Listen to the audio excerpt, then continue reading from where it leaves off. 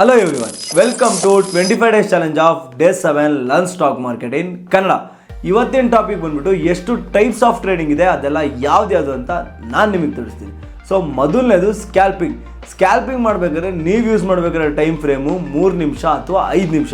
ಇಲ್ಲಿ ನೀವು 5 ರಿಂದ 10 ನಿಮಿಷ ಮಾರ್ಕೆಟ್ ಎದುರು ಕೂತ್ಕೊಂಡು ದುಡ್ಡು ಮಾಡಿ ಹೋಗೋಣ ಅಂತ ಬರ್ತೀರಾ. ಇದನ್ನ ಮಾಡೋಕ್ಕೆ ತುಂಬಾ ಎಕ್ಸ್ಪೀರಿಯನ್ಸ್ ಇರಬೇಕು, ನಾಲೆಡ್ಜ್ ಇರಬೇಕು, ಇಲ್ಲ ಇದು ಗ್ಯಾಮ್ಲಿಂಗ್ ಥರ ಆಗುತ್ತೆ, ತುಂಬಾ ರಿಸ್ಕ್ ಇರುತ್ತೆ. ಎರಡನೇದು ಬಂದ್ಬಿಟ್ಟು ಇಂಟ್ರಾಡೇ ಟ್ರೇಡಿಂಗ್. ಇದು ಒಂಥರ ನಿಮ್ಮ 9 to 5 ಜಾಬ್ ಇದ್ದಂಗೆ. ಇದನ್ನು ಮಾಡೋಕ್ಕೆ 5 ನಿಮಿಷ ಅಥವಾ 15 ನಿಮಿಷದ ಟೈಮ್ ಫ್ರೇಮ್ ಇರಬೇಕು. ಇಲ್ಲಿ ನೀವು ಬೆಳಗ್ಗೆಯಿಂದ ಮಾರ್ಕೆಟ್ ಕ್ಲೋಸ್ ಆಗೋ ತನಕ 3 ಕಾಲ ತನಕ ಮಾರ್ಕೆಟ್ ಎದುರು ಕೂತ್ಕೊಂಡು ಅವತ್ತೇ ಶೇರ್ಸ್ನ ಬೈ ಮಾಡಿ ಅವತ್ತೇ ಶೇರ್ಸ್ನ ಸೆಲ್ ಮಾಡಿ ದುಡ್ಡು ಮಾಡೋಕ್ಕೆ ನೋಡ್ತೀರಾ. ಇದನ್ನು ಇಂಟ್ರಾಡೇ. ಮೂರನೇದು ಬಂದ್ಬಿಟ್ಟು ಸ್ವಿಂಗ್ ಟ್ರೇಡಿಂಗ್. ಇದನ್ನು ಮಾಡೋಕ್ಕೆ ನೀವು ಒಂದಿನದ್ದು 1 ವಾರದ ಟೈಮ್ ಫ್ರೇಮ್ ಯೂಸ್ ಮಾಡ್ತೀರಾ. ಸೊ ಇಲ್ಲಿ ಅನಾಲಿಸಿಸ್ ಮಾಡಿ ಶೇರ್ಸ್ನ ಬೈ ಮಾಡಿ 1 ವಾರ 2 ವಾರ 3 ವಾರ ಹಿಡ್ಕೊಂಡು ಮಾರಿ ಒಂದು 6%, 5%, 10% ಪ್ರಾಫಿಟ್ ಬುಕ್ ಮಾಡ್ತೀರಾ. ಇದನ್ನು ಸ್ವಿಂಗ್ ಟ್ರೇಡಿಂಗ್ ಅಂತ ಕರಿತೀವಿ. ನಾಲ್ಕನೇದು ಬಂದ್ಬಿಟ್ಟು ಶಾರ್ಟ್ ಟರ್ಮ್ ಟ್ರೇಡಿಂಗ್. ಇಲ್ಲಿ ನೀವು ಒಂದು ಶೇರ್ಸ್ನ ಬೈ ಮಾಡಿ 6 ತಿಂಗಳಿಗಿಂತ ಜಾಸ್ತಿ ಹಿಡ್ಕೊಂಡು 1 ವರ್ಷಕ್ಕಿಂತ ಬೇಗ ಮಾರಿದ್ರೆ ಇದನ್ನು ನಾವು ನಿಮಗೆ ಶಾರ್ಟ್ ಟರ್ಮ್ ಟ್ರೇಡಿಂಗ್ ಅಂತ ಕರಿತೀವಿ.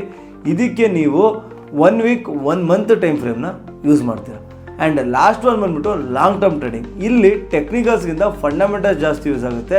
ಯಾವ ಕಂಪ್ನಿ ಗ್ರೋತ್ ಆಗ್ತಿದೆ, ಯಾವ ಕಂಪ್ನಿ ತುಂಬ ಚೆನ್ನಾಗಿ ಪ್ರಾಫಿಟ್ ಮಾಡ್ತಿದೆ, ಫ್ಯೂಚರಲ್ಲಿ ಯಾರಿಗೆ ಗ್ರೋತ್ ಚೆನ್ನಾಗಿದೆ ಅಂದ್ಬಿಟ್ಟು 1 ವರ್ಷಕ್ಕಿಂತ ಜಾಸ್ತಿ ದಿನ ಹಿಡ್ಕೊಳ್ಳೋ ವ್ಯೂವಲ್ಲಿ ಇಲ್ಲಿ ನೀವು ಟ್ರೇಡ್ ಮಾಡ್ತೀರಾ. ಇದನ್ನು ಲಾಂಗ್ ಟರ್ಮ್ ಟ್ರೇಡಿಂಗ್ ಅಂತ ಕರಿತೀವಿ. ಇಲ್ಲಿ ನೀವು ಏನಾಗಬೇಕಂತ ಇಷ್ಟಪಡ್ತೀರಾ, ಯಾವ ಥರ ಟ್ರೇಡರ್ ನೀವು ಆಗಬೇಕಂತಿದ್ದೀರಾ, ಕೆಳಗಡೆ ಕಾಣಿಸ್ತಿರೋ ಕಮೆಂಟ್ ಬಾಕ್ಸಲ್ಲಿ ಕಮೆಂಟ್ ಮಾಡಿ. ನಾನು ನಿಮಗೆ ನೆಕ್ಸ್ಟು ಅದೇ ರಿಲೇಟೆಡ್ ವೀಡಿಯೋಸೇ ಮಾಡ್ತೀನಿ. Thank you.